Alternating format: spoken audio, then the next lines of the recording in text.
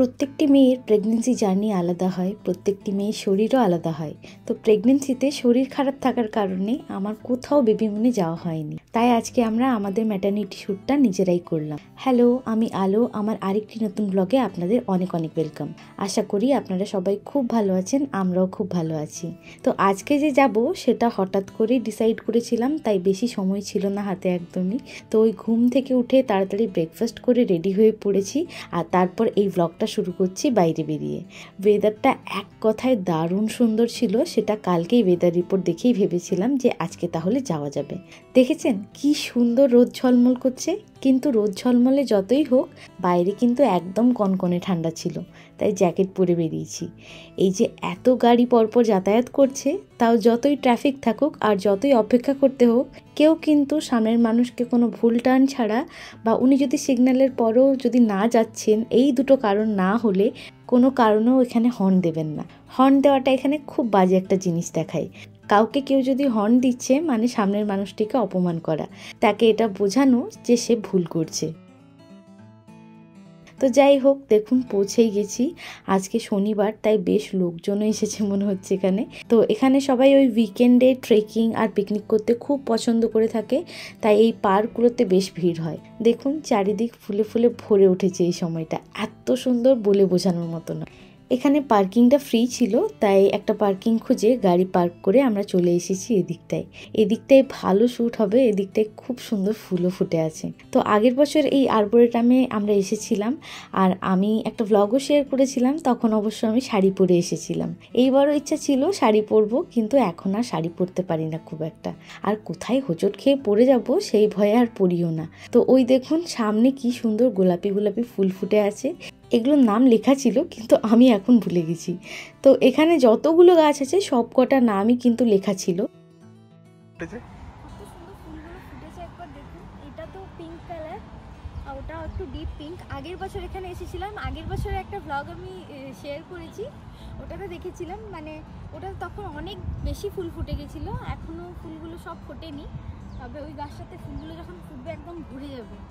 এই গাছটার ফুলগুলো খুব সুন্দর লাগছে দেখতে।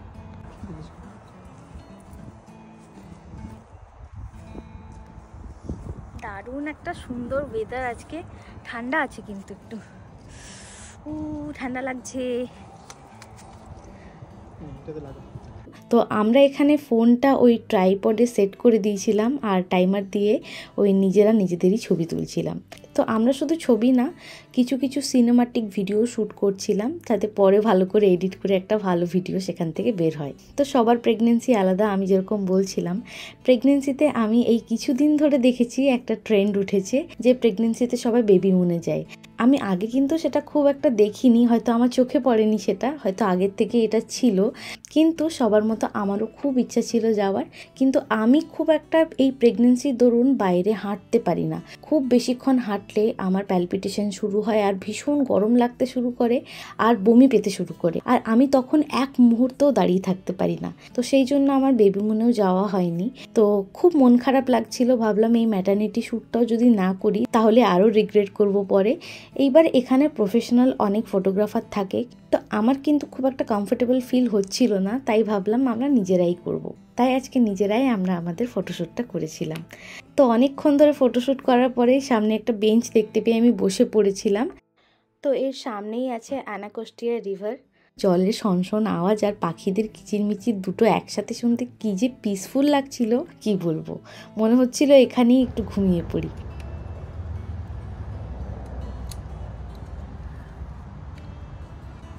ওই তো ওই সামনে দেখতে পাওয়া যাচ্ছে ওটা অ্যানাকোস্টিয়া রিভার। কি দারুণ লাগছে না দেখতে, ব্লু ব্লু ফুল ফুটেছে, এই দিকেও ফুল ফুটেছে, চারিদিকে এত সুন্দর সুন্দর ফুল, অসাধারণ। আজকের ওয়েদারটা ভীষণ সুন্দর, হাঁপিয়ে গেছি একদম। তারপর ভাবলাম না এইবার যাওয়া যাক, কারণ ওই 2টো বেজে গিয়েছিল শ্যুট করতে করতে।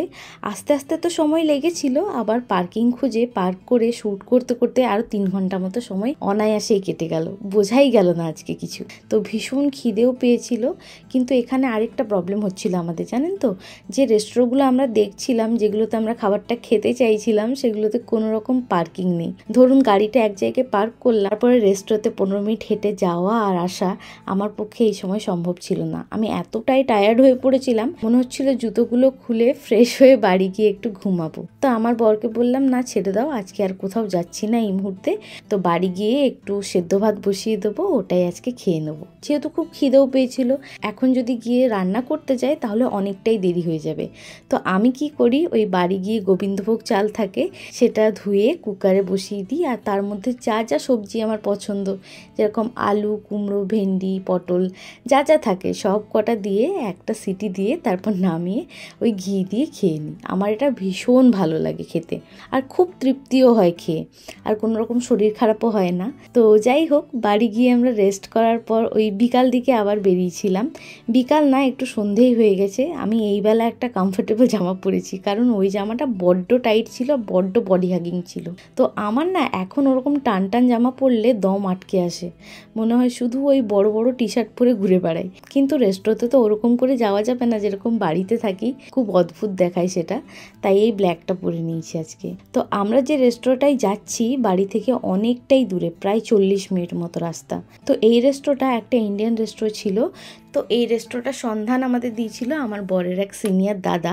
একটু দূরে যেতে হয় ঠিক, কিন্তু খাবারটা দারুণ পাওয়া যায়, মানে ইন্ডিয়ান খাবারটা ওখানে খুবই ভালো পাওয়া যায়।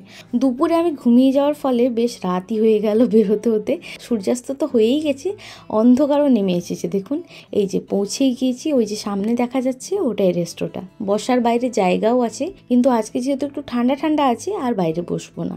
তো এসেই মেনুটা দেখতে শুরু করেছিলাম। আমার তো খিদে পেলে আর মেনু বেশিক্ষণ ঘাটতে পারি না আমি। তো ওই দুপুরে সেদ্ধ ভাত হজম হয়ে কখন ভ্যানিশ হয়ে গেছে, আর ভীষণ খিদে পেয়েছিল এই সময়টা। তো আমরা অর্ডার দিয়েছিলাম ওই চিকেন হাক্কা নুডলস আর ছোলে ভাটুরে, আর প্যাক করেছিলাম একটা আচারি চিকেন কাবাব। ভাবলাম কাল যদি বাড়িতে কিছু না রান্না করতে পারি তাহলে ওটাই খাওয়া হয়ে যাবে। তো আগের দিন আমার হাজব্যান্ডের সিনিয়র আমাদের ট্রিট দিয়েছিল, প্রচুর কিছু খেয়েছিলাম, সেটা আমি একটা মিনি ভ্লগেও শেয়ার করেছিলাম। কিন্তু আশেপাশের টেবিলে এই হাক্কা নুডলসটা অনেকেই অর্ডার করছিল সেদিন, দেখে এত ভালো লাগছিল, কিন্তু পেটে আর জায়গা না থাকার কারণে আর খেতে পারিনি, তাই আজকে এটাই নিয়েছি।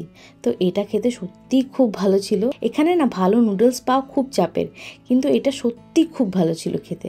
আর এদের এখানকার ছোলে ভাটুরেটা এক কথায় দারুণ খেতে হয়, খুব একটা বেশি তেলও টানে না ভাটুরেগুলো, আর খেতেও খুব টেস্টি হয়। তো চলুন, খাওয়া দাওয়া প্রায় শেষ আমাদের, রাতও অনেক হয়ে গেছে, এবার রেস্টুরেন্টটাও বন্ধ হবে এদের। তো আমাদের পার্সেলটাও ওরা দিয়ে গেছে, তো এইবার এখান থেকে বেরোবো বাড়ির উদ্দেশ্যে। তো আজকের ভিডিওটা এখানেই শেষ করছি। যদি ভিডিওটা ভালো লেগে থাকে একটা লাইক করে দেবেন, আর যদি আমার ভিডিও মিস না করতে চান তাহলে সাবস্ক্রাইবও করে দেবেন। আবার দেখা হবে আরেকটা নতুন ভিডিওতে, ততদিন ভালো থাকবেন, বাই।